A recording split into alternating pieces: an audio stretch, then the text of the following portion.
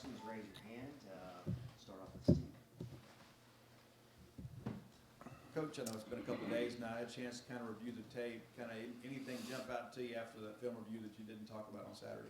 Yeah, I think we covered a bunch of it on Saturday. You know, as we look back, you know, defensively again, our normal down defense, first and second down defense, I thought was as good as we've played all year long. Finding a way to create 16 third downs, but then not being able to get off the field on third down was the difference in playing really, really good defense. And that's where our strain will be this week. Offensively, you know, not settling for field goals, having the ability to score now when we have that opportunity, and then, you know, finding ways inside the game where there's these very small situations that you can only see when you get back to the tape and understanding, man, one missed block, one missed leverage block it truly has the chance to be the difference in the game. And so there was many examples, you know, from that standpoint that you go back and you watch where you got a chance to truly change the game. So it's just a fine line when you play great football teams to being able to be on the right side and the wrong side.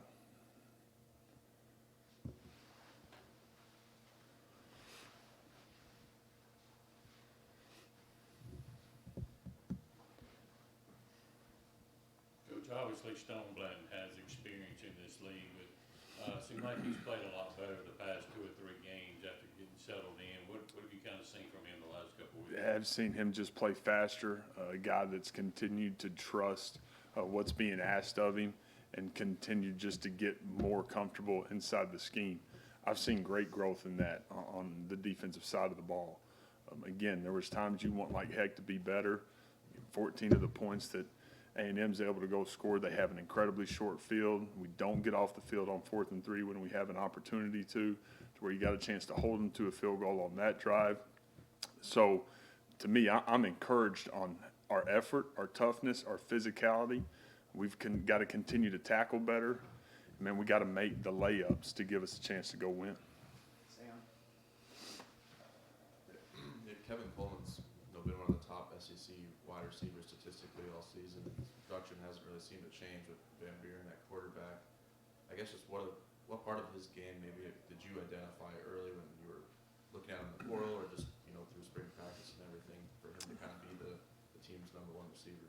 Yeah, in the portal when we looked at him, I thought he had the ability to be a really good ball in hand guy. You saw that in the return game when you watched him at his previous place, and then when he got the ball in his hands was able to do good things with it. So thought that's the guy that we were getting, also a guy that has the ability to make plays down the field, which we've seen him do. So I think 8 targets, 8 receptions. Proud of how he's continued to get better and trying to make the most of every opportunity he gets. Defense has forced multiple turnovers in each of the last 3 games against some really good teams, and it could have easily been more on Saturday too. Are you seeing some progress on that side of the ball in terms of taking the ball away standpoint? I know that's what they preached throughout the preseason. Yeah, that's been a huge deal. We've got to continue to play complementary football. The first pick we get great field position. We're not able to go get points and score a touchdown. Where that's got to happen for us. We take advantage of it in the second half. But then we have opportunities to make a couple of huge plays on that first drive of the second half that got a chance to change momentum and swing the game. So got to continue to do that, have to play with great eyes and great discipline to give us a chance. And when you got a chance to make it, go make it. Grace.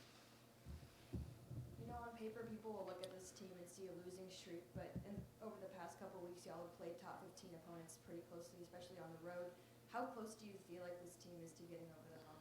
Yeah, I feel, and our guys inside the building feel every single day, it is an incredibly fine line to where we have a chance to have a happy locker room if there's 2 things that are different inside the game. It is that close. And so us understanding that, our preparation, dialing into that piece of it, out preparing our opponent starting today, and finding a way to make that jump. There has been great improvement. We've gotten better, but we need to get better and we need to win.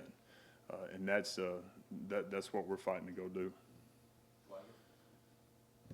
Zachary Tillman's made some plays, even going back to that Texas game for you. What have you liked out of him out of the last few weeks? Yeah, he's continued to just have really good growth and understanding of what's being asked of him. This is a young guy that hadn't played a ton of defensive snaps. Man, his best ball is ahead. It's a twitchy guy that he loves to play the game. I think he's got a great future here with us, and excited about his growth and his potential. Robbie? Do you have any update on Mario Craver? I do not and won't until Wednesday evening. If he's unable to go, what does that change with your wide receiver group? Is there a guy that you feel like needs to step up for you that maybe hasn't gotten the reps or the plays just yet? Yeah, I think you've seen guys play out there, whether it be J-Mo, Kelly, Kev obviously being able to play inside. Stonka played more the last couple of weeks offensively, which has been good for us. He's continued to prepare the right way, which has given him the ability to go in and do some good things for us. So I feel like from a depth standpoint, we're in a good spot if we're not able to have him. Steve? Coach, it appears that philosophically Arkansas and A&M have some of the same foundational standards. I mean, is there any carryover from maybe last week's prep to this week, and kind of what are your thoughts on Arkansas early on? Yeah, there is a little bit of carryover. When you watch Arkansas, Pitt's done an unbelievable job of getting those guys to find a way to win close games. As he's been there, that's what they're doing right now. Last week for them didn't go obviously the same as it had weeks before, but finding a way to beat Tennessee at home, finding a way to beat Auburn in a really close game. And so that's where they, to me, have made, really, really big strides. You see a physical football team that plays with a ton of effort. It is all over the tape, and it's in all three phases. So, again, it's another really good SEC opponent. They've won 2 SEC games, and they'll be coming in here Saturday morning. We'll have to go take victory. Two things about Mike. What did you see in Mike Van Buren when you were recruiting him? You said he fits what you want to do. And secondly, are freshmen just coming to college more prepared to play college ball, or college coordinators kind of fixing the game where kids can play? Because a lot of freshmen are getting a lot of action this year. Yeah, with Mike, having him in camp and just being able to see exactly what we saw on tape in person was the biggest thing for me. When we had him in camp, this was a guy that was incredibly smooth, really, really accurate, had a really clean release, and a guy that I thought had really good anticipation. So as you watch the tape and then you get to watch him in person, evaluate him in person, those things matched up. Thought he had, an incredible future ahead of him. He's gotten here. He's been incredibly bought in, done a really good job preparing the right way and getting better and better.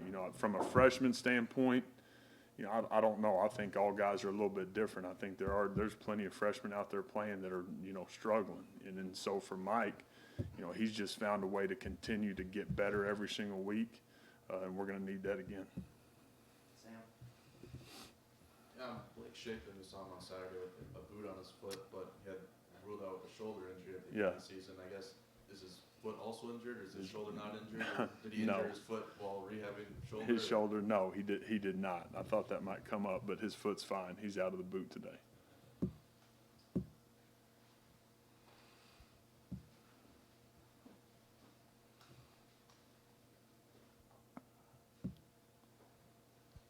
To the question about Michael, just a broader question about quarterbacks in your offense. What are you specifically looking for out of a quarterback when you're recruiting them? Beyond just the size and things like that, just what's kind of the attributes you're looking for? Yeah, I mean, the physical pieces are the physical pieces, right? We want a guy that can make every throw, that has great anticipation, has great accuracy, and has a clean motion, and a guy that can get the ball out of his hand the right way. So he can do all those things. From an intangible standpoint, we're looking for a guy that plays with great toughness, that plays with edge, that wants to compete, that's not scared to go out there and go to war and put the team on his back and give somebody an opportunity to win a game. And so I'm proud of him for a lot of different reasons. The toughness he showed on Saturday, to me, was big time. And so that will create great growth. To me, that inspires his teammates to fight their butt off a little bit more for him with the way he stood in there and took some shots. Again, he's got to get a lot better. We all got to get a lot better, but how he's going about his business is what it needs to look like. Steve? the early kick this Saturday, I know a lot of road teams like it because the home field advantage is not quite as hostile. And how important is that, for you and your team, for Bulldog fans to be here for brunch football? Yeah, it is. It's a huge deal for us, and I talked a little bit about it after the game, and can't say it enough. Like, my appreciation for our fan base and for that stadium to be the way it was on Saturday, with us going through the things that we're going through right now, to me is incredibly special. It was special for our recruits, for them to be able to see a fan base create so much noise and be able to, man, show support. For us at a time where things haven't been perfect by any stretch. So again, that'll be a big thing for us Saturday. We're gonna have a beautiful day for it. We got a great SEC opponent coming to town, and we'll need a great environment. I don't know exactly how to go with this question. So your offense every year, there's always one receiver who is just way ahead of everybody else in terms of number of catches. You have Elijah Moore and Ontario Drummond at Ole Miss. You have Marvin Mims and Drake Stoops last year at Oklahoma, and this year it's Kevin Coleman. It's not that you're not spreading the ball around; everybody's getting targets. Why is it year after year there's just one guy that stands out so much?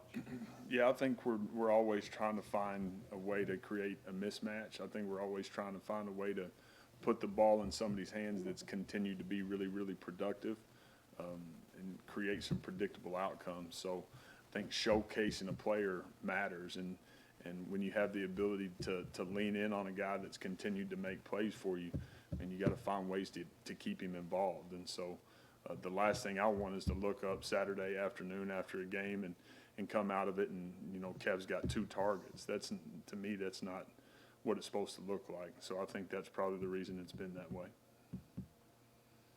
Anything else? All right, thank you. Appreciate it. Thank you.